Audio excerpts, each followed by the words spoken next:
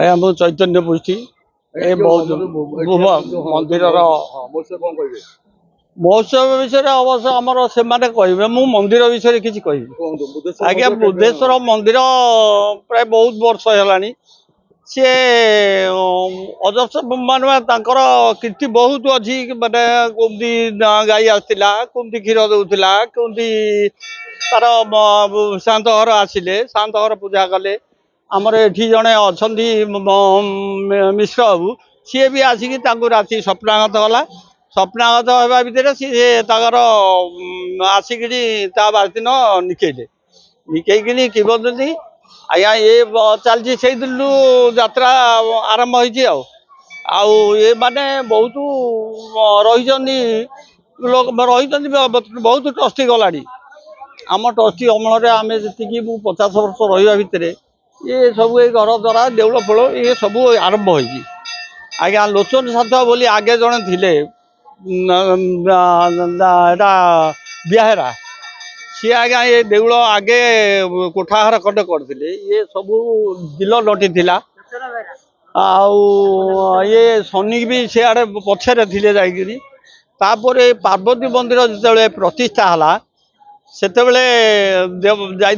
मुख्य एटा पूरी मुक्ति मंडप को जिते गलु सी मना करदे देउल प्रतिष्ठा हो पारे कहीं ना नाई जेहेतु देउल सान होती शिव मंदिर आ पार्वती मंदिर बड़ ही तेणुक हो पार ना। ये आज्ञा फेर गलु कौन विकल्प अच्छी ना गोटे पाचेरी दियो, पाचेरी देले देउल प्रतिष्ठा हो पार। आज्ञा गोटे पाचेरी दिगला देउल प्रतिष्ठा कलु।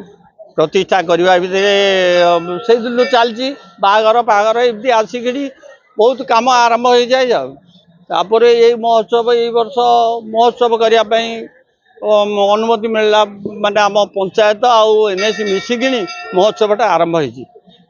तेणुक एमती चलती। आज तो ये प्रथम दिन शोभा यात्रा आसिक ये कर मो ना श्री श्रीधर बेहेरा।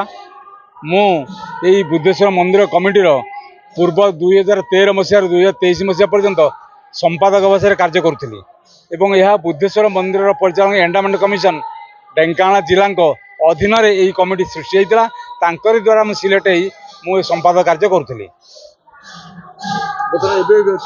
बर्तमान ये बुद्धेश्वर मंदिर बहु काल एक प्रतिष्ठित देवता। यह आखपाख अंचल समस्त आदिवासी ये मानसिक पूरण करते। यही मंदिर आज जो वर्तमान आधुनिक स्तर में देखुं यह पूर्वर एक बकुल वन में 108 बकुल वन भितर बुद्धेश्वर मंदिर जुगिते पाख गाँ 2-3 किलोमीटर ब्राह्मण नदी कूल सेपटर दलार पहाड़ श्रीधर सिंह सामंत गाई आसी लुकायित भाव ये बुद्धेश्वर छपी रही मुतरे गाई चीर आसूला कि किसी दिन से गाई घर को फेरला ना। तेणु श्रीधर सिंह सामंत आसी यह उद्भावन कर देखिपारे यह एक पाताल चुंबी बा एक बुद्धेश्वर लिंग बाहरला। से दिन से प्रतिष्ठा करी एठारे बुद्धेश्वर देव को प्रतिष्ठा कले एवं पूजापीठी चलला। धीरे धीरे यहाँ महिमा बढ़िया फल आखपाख भक्त रुंड हेले एवं शिवंर नीति अनुसार समस्त नीति चलला। तापर 1980 मसीह आमर देवोत्तर विभाग ढेंकानाल अधीन में यह आविष्कृत एक नूतन ट्रस्ट बा कमिटी माध्यम यह परिचालन करने स्थिर कले। तेणु से दिन ठार ये कमिटी चलीला से यह पूर्व बहुत बहुत कमिटी और संपादक माने पूजा चार्चना कर चाहिए। मोर सौभाग्य था ये प्रभु सेवा करने मु 2013 मसीह एठार आसी 10 वर्ष काल यही बुद्धेश्वर मंदिर विभिन्न प्रकार 12 मासरे 13 पर्व संक्रांति मासंत पर्व जागर एवं कार्तिक पूर्णिमा बड़ ओषा समस्त पर्व एठारे पालन करा हेउछि। एथिपाई दिने दिने यहाँ नाम बहुत बढ़ी चली बहुत भक्त एठारे आसी रुंड होउछन्ति।